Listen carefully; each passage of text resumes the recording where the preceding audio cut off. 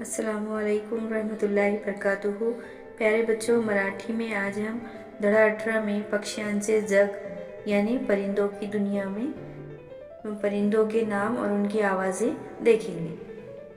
पक्ष्यांचे जग।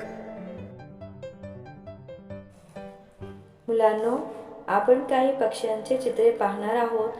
त्या पक्ष्यांचे नाव आपण पाहूया आणि तो कसा आवाज काढतो तेही पाहूया।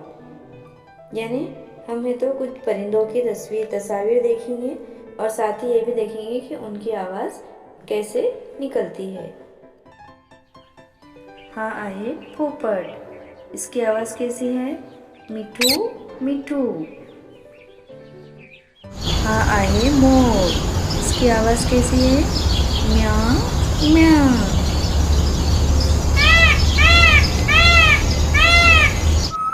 ही आहे कोकिल। इसकी आवाज़ कैसी है? कुहू कुहू।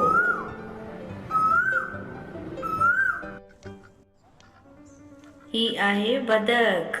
इसकी आवाज़ कैसी है? Quack quack quack quack. हा आहे कोंबडा। इसकी आवाज़ कैसी है? कुकू चुकू। हा आहे कावड़ा। इसकी आवाज़ कैसी है? काव काव। हा आहे कबूतर। इसकी आवाज़ कैसी है? गुटरगू गुटरगू। ही आहे चिमनी। इसकी आवाज़ कैसी है? चिव चिव चिव चिव।